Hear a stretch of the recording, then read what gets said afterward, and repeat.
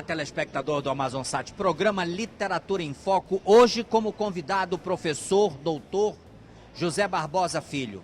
Vamos falar de Amazônia, sua obra, Valoração Ambiental na Prática. Você vai conhecer um pouco das propostas do professor aqui na sua obra. Professor, sua obra defende e retrata o cuidar da Amazônia, preservar a Amazônia.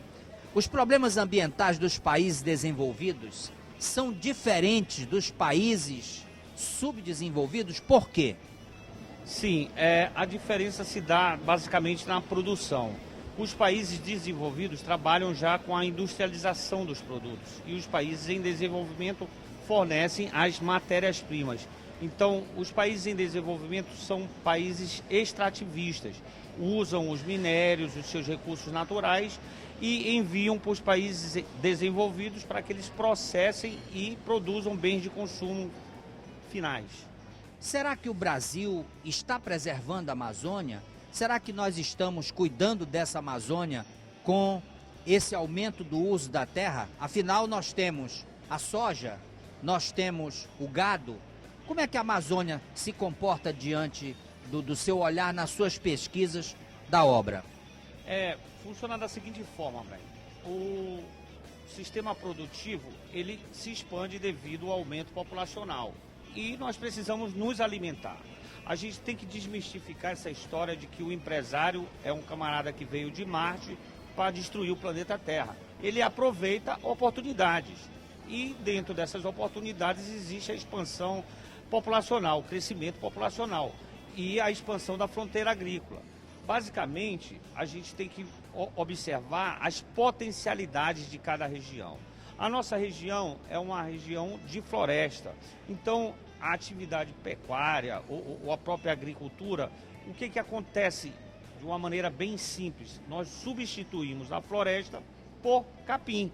Nós substituímos a floresta com toda a seu ecossistema, com toda a sua exuberância, com toda a sua biodiversidade, por capim ou por plantas. Não desmerecendo que nós nos alimentamos também. Só que a potencialidade da nossa região, eu penso que seria a piscicultura ou uma atividade extrativista que mantesse a floresta em pé. A ideia é manter a floresta em pé, porque o ativo ambiental resultante disso é muito grande. A pecuária não se compara com a floresta e toda a sua biodiversidade. E isso eu mostro no livro, que a pecuária se torna inviável quando você incorpora custos e benefícios ambientais dentro de uma análise econômica. Como o mundo acadêmico viu e recebeu as suas ideias sobre a preservação, essa valoração ambiental? Bem, o mundo acadêmico recebeu muito bem, tenho recebido várias sugestões de continuar o trabalho, mas, por outro lado, na parte de mercado, de comércio, na prática, fora da academia, houve bastante resistência, principalmente por causa da lei da corresponsabilidade bancária, que é uma das coisas que eu coloco bem explícita no livro, que diz que os bancos são corresponsáveis pelos danos ambientais criados pelos seus clientes. Né? Se uma vez eu te empresto dinheiro, Abraão, e tu causa um dano ambiental, eu sou corresponsável por esse dano. E essa parte não foi muito bem aceita.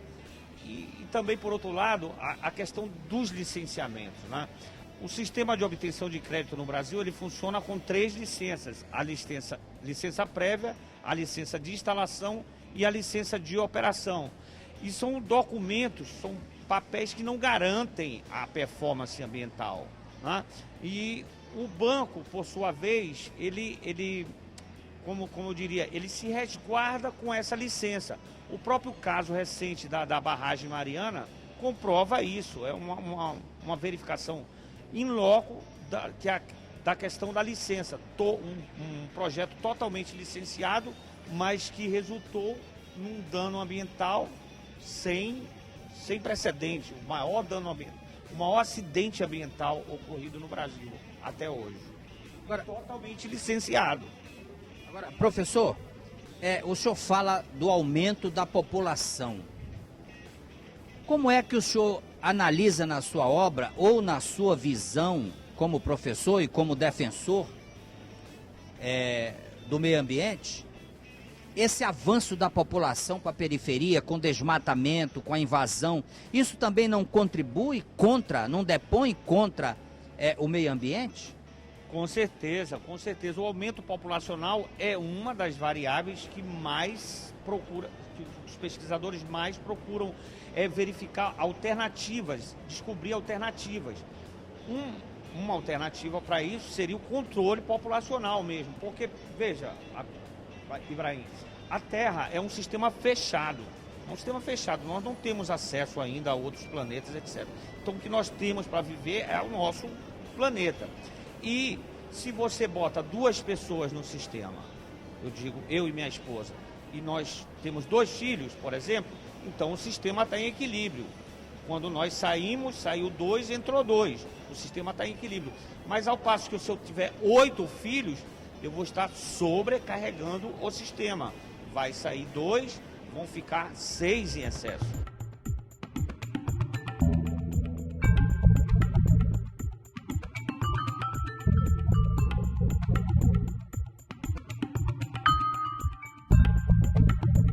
Professor, esse meio ambiente também proporciona aos seus moradores saúde, bem-estar, desde que o meio ambiente esteja preservado no sentido de devolver a esta população esse modo de vida salutar. Correto. O meio ambiente é o espaço em que nós nos desenvolvemos, que nós vivemos. E ele proporciona, além dessas coisas que você falou, Ibrahim, também a recreação e a produção. Então, as coisas têm que ser feitas de forma equilibrada. Né? É aquilo que eu falei anteriormente. O empresário não é um... Eu gosto de bater sempre nessa tecla, porque a gente costuma culpar sempre o empresário. E o empresário, ele só percebe as sinalizações que são feitas pela própria sociedade. E que há um investimento. E quem sinaliza isso é a própria sociedade. Então, se a sociedade quer carro, o empresário vai produzir carro. Se a sociedade quer alimento, a produção, o sistema produtivo vai produzir alimentos. E essas sinalizações, esses inputs, esses insights, quem dá é a própria sociedade. O empresário só aproveita essas oportunidades. E o meio ambiente está aí. A gente está aí para ser usado, só que de uma forma equilibrada. E aí eu posso citar o princípio poluidor-pagador, que é o Pay Polluting Principle, PPP, que ele diz o seguinte: você pode usar o recurso, desde que você depois o recomponha. Você pode usar a água de um rio, desde que você não o polua, dê a oportunidade de outros usarem esse recurso também. O senhor fala de preservação do rio, usar a água do rio. Como é que fica os dejetos humanos? Como é que fica jogar lixo nos rios? Como é que fica o meio ambiente se a própria população muitas vezes contribui para isso? Isso passa por um processo de educação ambiental e isso só vem com o tempo. Essas coisas não acontecem instantaneamente. Eu lembro de uma colega que uma vez, num simpósio internacional, ela falou que ela conseguiu sensibilizar uma determinada população, um determinado grupo de pessoas em uma fábrica em 2 meses. E eu questionei isso, porque o processo de conscientização, ele não se dá em 2 meses. É um processo longo e contínuo. Né? Então, isso vem com a educação ambiental. A gente precisa... E, infelizmente, o ser humano, uma das formas de aprender mais fácil é com a dor. Né? A gente pode aprender por amor ou pela dor. E o ser humano tem essa dificuldade. Então, quando eu digo que todo o processo de conscientização passa primeiro pelo órgão mais sensível do ser humano, que é o bolso. Então, se tem que pagar uma multa, que se pague a multa. Se você errou, você tem a obrigação de pedir, por favor, que seja multado. A ideia é essa. O senhor teve uma experiência muito saudável estudando na Europa, especialmente na Alemanha. Nessa convivência de um brasileiro que sai do norte do país e vai para um país de primeiro mundo e rico, o que é que o senhor trouxe de novidade nesse conhecimento para a sala de aula? O que é que a Alemanha pôde contribuir nesse doutorado para a sala de aula e o senhor convivendo aqui com a sua realidade? Correto. A Alemanha foi fundamental, porque na época do doutorado, em 2005, não se tinha-se muito pouca coisa a nível de valoração ambiental, a nível de Brasil. E lá já havia meu orientador, por exemplo, o professor Rudiger Pettig, ele já trabalhava com isso já há 8 anos. E ele é um discípulo do Donald Pearce, que foi o pai da valoração ambiental, que é um inglês já falecido.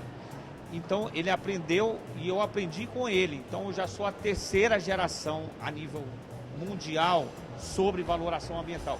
E foi fundamental na minha formação, tanto a nível de abrir a minha mente sobre essas questões ambientais, analisar a coisa de uma maneira bem lógica, sem romantismo, né? Professor, o senhor fala de meio ambiente da Europa. O senhor passa pelo menos 2 ou 3 anos num país de primeiro mundo. Será que nós estamos em sala de aula com os nossos alunos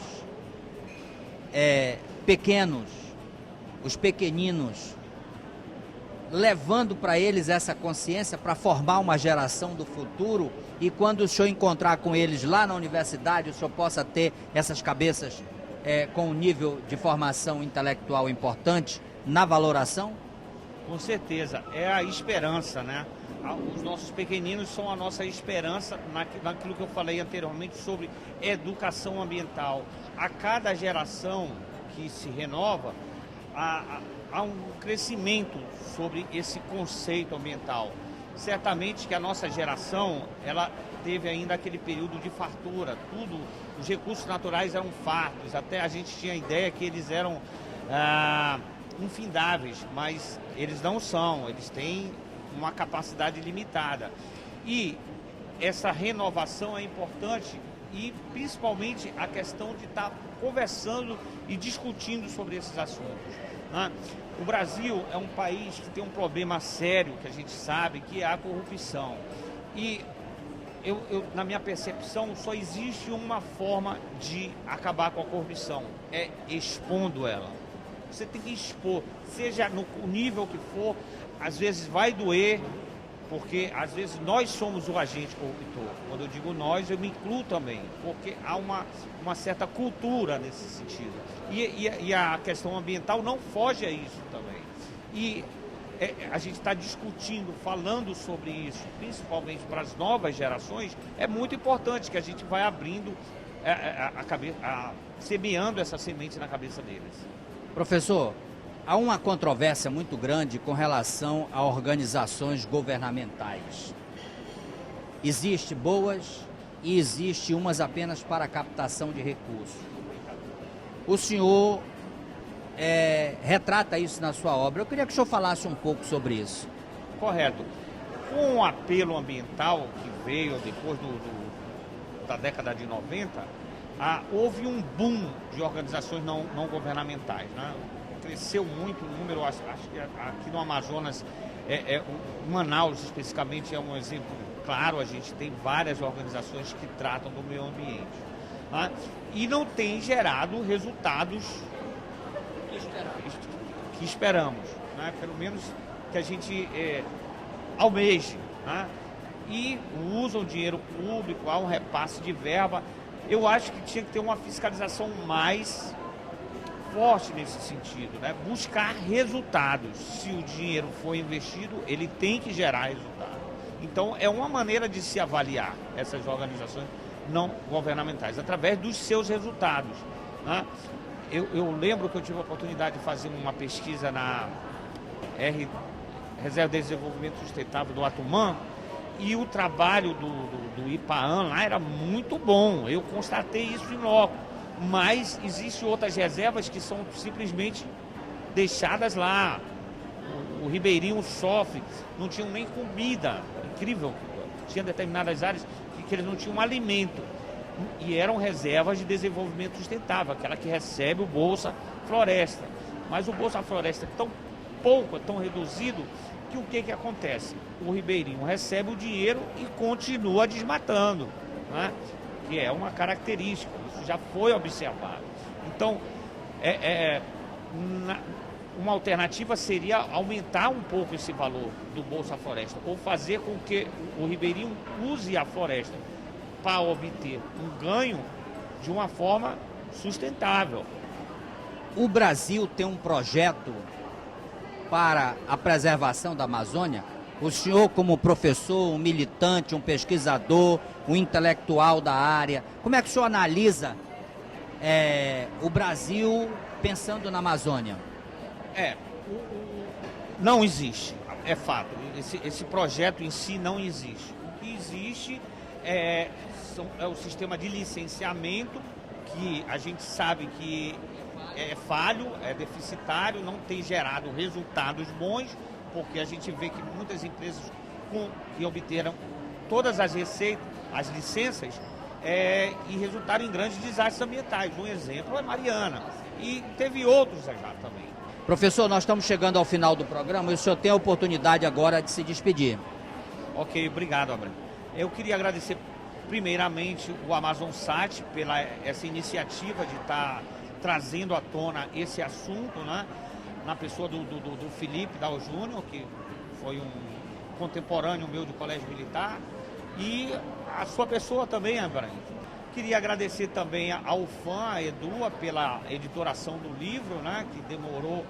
A gente sabe que o livro é como se fosse um filho, né, Ibrahim? Quando nasce, a gente tem uma satisfação muito grande.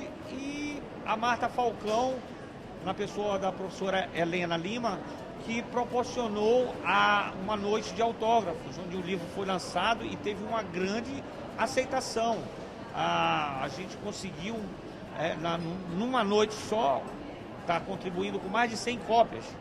Bom, estamos chegando ao final de mais um programa Literatura em Foco. Claro que nós vamos nos encontrar, eu tenho certeza absoluta disso, é na próxima semana, nesse mesmo horário, nesse mesmo canal. Até o próximo programa, como Deus haverá de permitir. Até lá.